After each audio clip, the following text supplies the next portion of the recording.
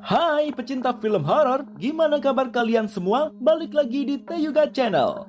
Siapa nih yang kangen sama Esther di film Orphan? Bagi yang suka film horor, tentunya gak bakal lupa dong dengan sosok bocah menggemaskan tersebut.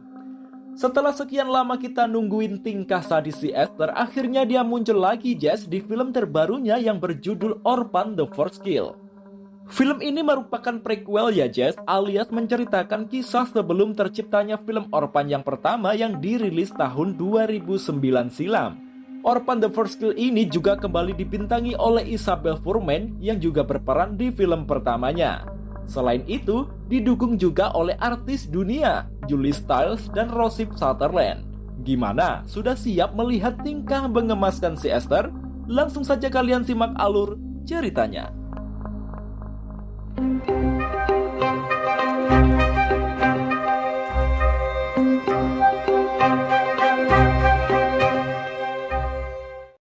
Kisah berawal di Estonia pada tahun 2007, Jess.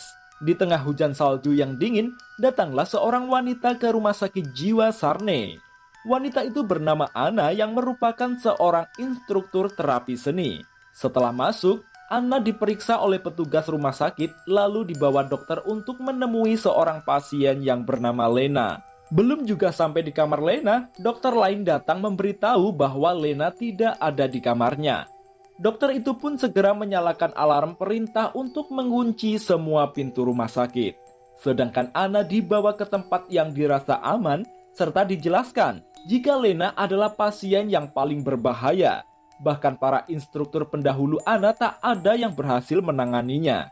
Ditinggallah Anna seorang diri di sebuah ruangan yang dirasa aman oleh si dokter. Akan tetapi, ternyata Lena berada di tempat Anna bersembunyi dan sedang asyik menggambar. Dan perlu kalian tahu Jess, ternyata Lena adalah si Esther. Kok namanya jadi Lena? Tunggu dulu, ceritanya masih panjang Jess. Anna mencoba mendekati Lena untuk melihat lukisannya. Kalian tahu apa yang dilukis oleh gadis tersebut? Dia melukis wajah Anna, Jess. Setelah Anna mengajaknya berkenalan, dia pun terkejut saat Lena menyebutkan namanya sambil menggenggam pensilnya yang tajam. Untungnya para dokter segera datang untuk menjinakkan bocah tersebut dan memintanya untuk meletakkan pensil yang dia genggam. Lalu dibawalah Lena kembali ke kamarnya. Setelah itu si dokter menjelaskan bahwa sebenarnya Lena bukanlah anak kecil. Gadis itu sendiri sebenarnya berusia 31 tahun. Karena menderita kelainan kelenjar membuat tubuh Lena berhenti tumbuh di kisaran usia 10 tahun. Bahkan saat pertama kali Lena tiba di rumah sakit tersebut, dia memberontak hebat melawan tali pengikatnya, sehingga goresan tali tersebut membekas di tubuhnya hingga kini. Sambil memperlihatkan foto-foto Lena, dokter bercerita jika di awal kehidupannya dia dihabiskan untuk melakukan apapun demi bertahan hidup. Tapi Lena tidak pernah menua dan sangat memanfaatkan penderitaannya. Bahkan 2 tahun lalu, Lena menyusup ke dalam sebuah keluarga dengan menyamar sebagai pelarian. Keluarga tersebut menerimanya dengan baik, namun dia malah mencuri apapun yang dia bisa lalu menghilang. Selanjutnya ketika Anna memperhatikan Lena yang sedang melukis bersama teman sepergilaannya, ia menyaksikan hal yang tak terduga.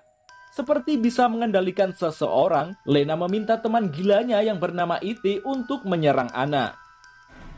Iti.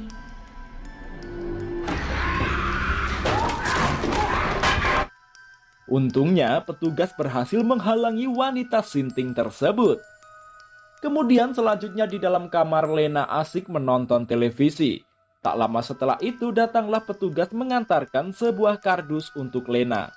Setelah dibuka, rupanya kardus tersebut berisi baju pesanan Lena. Setelah mencobanya, Lena meminta petugas masuk ke kamarnya. Setelah petugas itu masuk, Lena mengambil kursi sebagai pijakan kakinya dan membelai wajah petugas. Mendapat belayan mesra dari gadis mungil tersebut, petugas itu pun menjadi sange. Dalam kesangeannya, tiba-tiba saja rambut si petugas dijambak oleh Lena lalu dibenturkanlah kepalanya berkali-kali ke tembok hingga petugas itu pun tewas. Lena kemudian mengambil kartu akses petugas tersebut untuk membuka semua pintu rumah sakit. Dia juga sangat lihai mengelabuhi para petugas hingga dia menyuruh Iti untuk menghabisi salah satu petugas yang hampir saja menggagalkan rencananya. Dia juga mematikan semua CCTV di rumah sakit jiwa tersebut dan berhasil keluar untuk ikut pergi bersama Anna. Anna yang akan segera pergi pun dikejutkan dengan munculnya gadis iblis tersebut pas di depan mobilnya. Mengetahui hal itu, Anna terpaksa harus kembali masuk ke dalam rumah sakit untuk memberitahu para petugas tentang kaburnya si Lena. Malamnya setelah Anna sampai di rumahnya, dia dikagetkan dengan bagasi mobil yang tiba-tiba terbuka dengan sendirinya. Saat ia memeriksanya, ternyata tidak ada siapapun di sana. Dan ketika Anna akan masuk ke rumahnya, tiba-tiba saja Lena sudah ada di dalam dan memukul Anna hingga pingsan. Setelah itu Lena pun masuk ke rumah Anna dan memakai fasilitas yang ada di sana. Selain itu, dia juga mencari informasi tentang anak hilang di internet. Kebetulan sekali Jess, mata Lena tertuju pada seorang gadis yang bernama Esther Albrecht yang wajahnya memiliki kemiripan dengannya. Lalu dia mengambil sebuah kitab dan menuliskan nama Esther di dalamnya. Dia juga merubah penampilannya dan menutup lukanya hingga wujudnya kali ini berhasil menjadi seperti anak-anak berusia 10 tahun. Ketika dia akan pergi, rupanya Anna masih sadar. Tak puas melihat Anna masih bernafas, dengan membabi buta, Lena menghabisi wanita tersebut menggunakan sebatang besi. Setelah itu Lena bermain ayun-ayunan di sebuah taman seorang diri. Tak lama setelah itu datanglah seorang polisi menghampirinya. Polisi itu pun mengira bahwa Lena adalah seorang anak-anak biasa dan menanyakan keberadaan orang tua Lena. Pada polisi tersebut Lena bilang bahwa orang tuanya berada di Amerika. Dan saat itu juga Lena mengaku bahwa dia bernama Esther. Scene selanjutnya berpindah di kota Darien, Connecticut, di mana di sana sedang berlangsung pertandingan olahraga anggar. Salah satu pemain yang memenangkan pertandingan tersebut bernama Gunnar, putra dari Bapak Ellen dan Ibu Tricia. Selain Gunnar, Ellen dan Tricia sebenarnya memiliki putri bernama Esther Albrecht. Namun Esther telah lama menghilang dari keluarganya, hingga beritanya tersebar di media dan namanya ditemukan dan digunakan oleh Lena. Saat Ellen dan Tricia keluar dari stadion, tak sengaja mereka melihat seorang detektif yang bernama Donan yang ditugaskan untuk mencari informasi anak mereka yang hilang. Detektif itu mengabarkan jika dia mendapatkan informasi tentang Esther. Tricia tampak sangat terkejut dan bahagia mendengarkan hal itu. Lalu scene berlanjut di kota Moskow, Rusia. Tricia langsung dibawa ke sebuah tempat oleh temannya untuk bertemu dengan Lena yang kini bernama Esther. Tricia sangat bahagia melihat putrinya kembali. Esther berlari dan memeluk seorang wanita yang akan menjadi mangsa barunya. Lalu Tricia membawa Esther naik pesawat untuk kembali ke negaranya. Di dalam pesawat, Tricia menunjukkan foto Ellen dan Gunnar serta neneknya yang sudah meninggal. Setelah ditunjukkan foto-foto keluarganya, Esther lalu meminta izin untuk ke toilet. Dia begitu bersemangat untuk melihat mangsa-mangsa di keluarga barunya sampai-sampai pintu kabin pun menjadi sasaran emosionalnya. Tak lama setelah itu tibalah mereka di bandara dan disambut oleh Gunnar dan sang ayah. Ellen memeluk erat putri palsunya tersebut, begitu juga dengan Gunnar. Lalu mereka pun segera pulang ke rumah dan mereka tak sadar telah membawa seorang gadis berhati iblis yang berbahaya. Sesampainya di rumah, Esther sendiri tampak begitu girang. Tricia dan Ellen lalu menunjukkan kamar Esther. Di sana Esther berkata bahwa dia sangat suka melukis seperti profesi Ellen. I like painting. Keesokan harinya, Tricia membawa Esther ke terapis anak yang bernama Dr. Sigar. Dokter tersebut mengajak Esther mengobrol. Saat dia diminta bercerita tentang kehilangannya, Esther malah mengalihkan pembicaraan dengan menghampiri burung beo milik Dr. Sigar yang bernama Sydney. Lalu setelah itu Esther diminta untuk menunggu di luar. Sementara Dr. Sigar membawa Tricia masuk ke ruangannya untuk berbicara empat mata. Penasaran dengan apa yang mereka bicarakan, Esther pun mencari cara supaya bisa mendengarkan pembicaraan Tricia dan Dr. Sigar.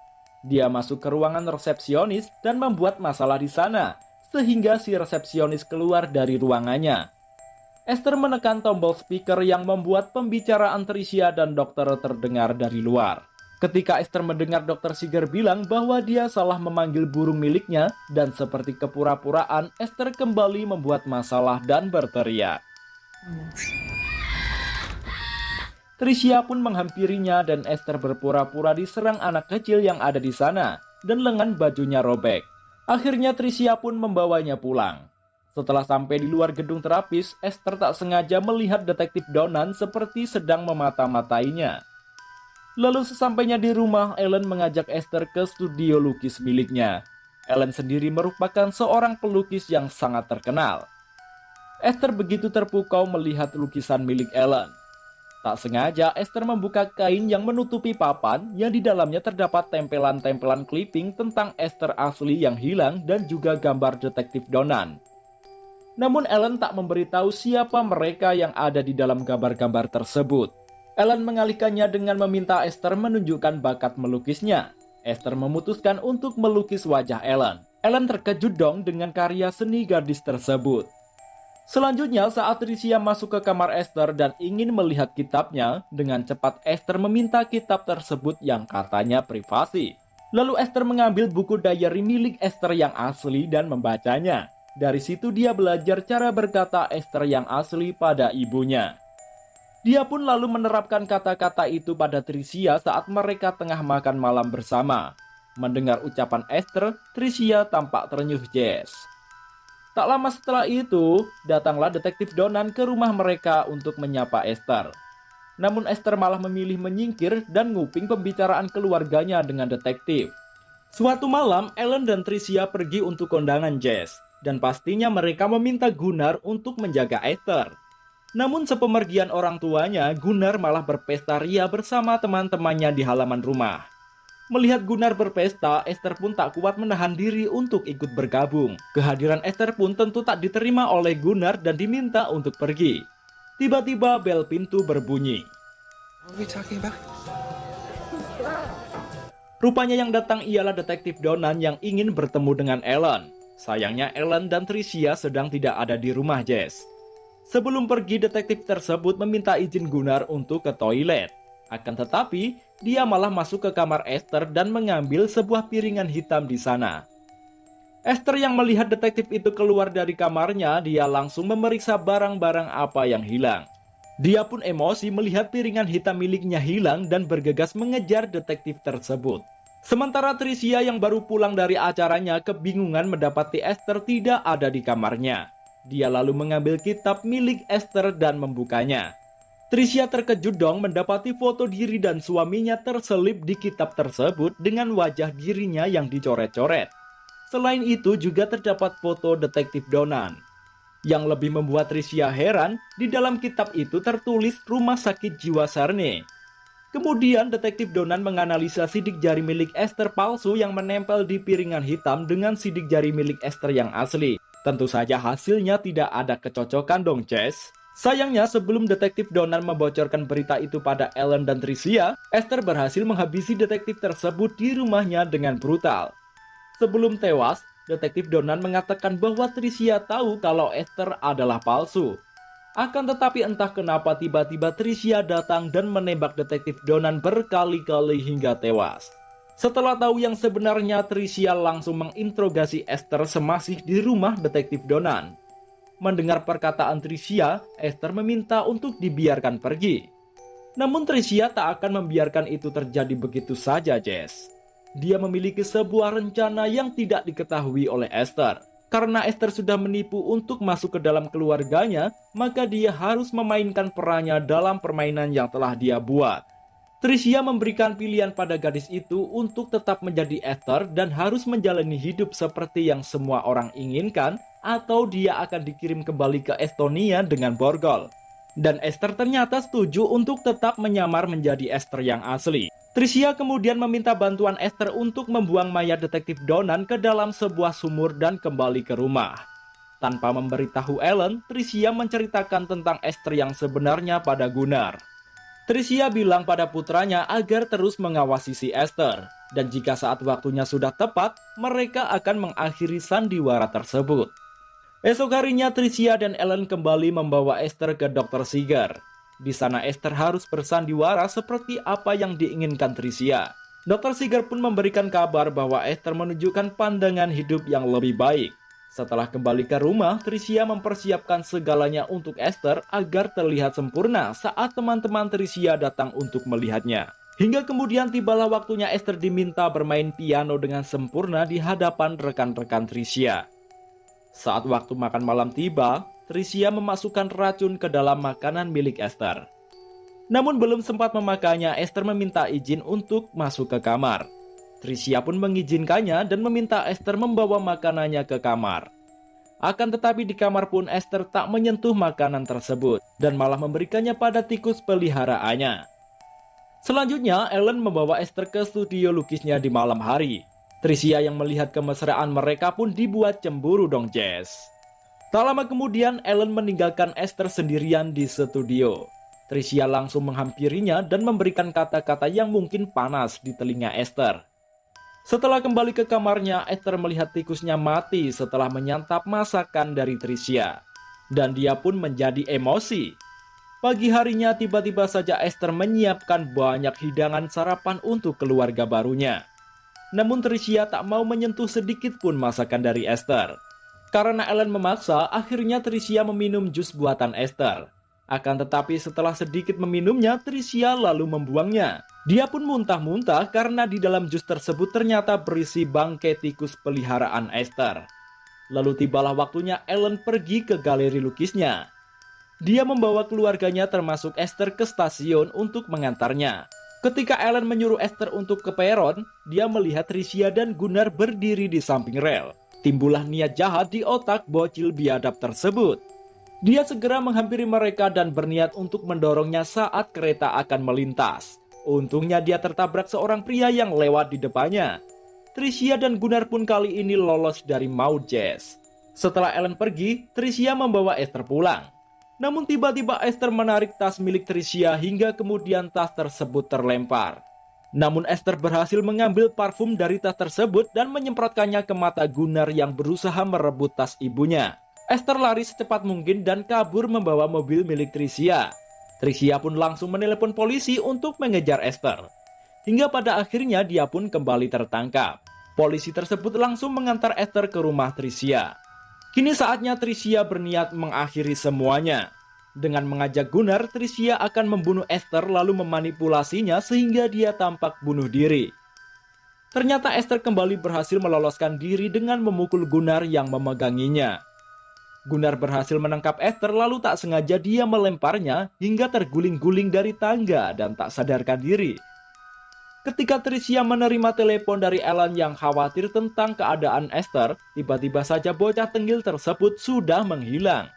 Tricia lalu meminta Gunnar untuk mencarinya. Gunnar mencari Esther di studio lukis milik sang ayah dan benar Esther berada di sana. Sayangnya Esther memanah Gunnar hingga terpental lalu menusuknya dengan membabi buta.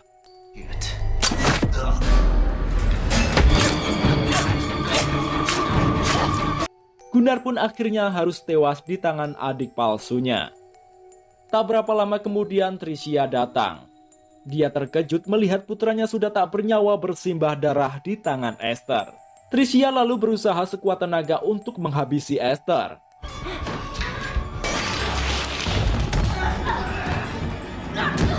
Akan tetapi Esther begitu kuat dengan ukuran tubuhnya yang mungil. Dia lalu lari masuk ke kamarnya dan Tricia berhasil menemukannya. Namun Tricia tidak tahu bahwa dapurnya telah terbakar hebat. Esther kemudian melompat keluar dari jendela kamarnya. Tak tinggal diam, Tricia terus mengejar iblis mungil tersebut. Sampai-sampai mereka harus saling memanjat atap rumah. Ketika mereka sampai di atas rumah, datanglah Ellen dan segera mencari Gunnar di dalam kobaran api.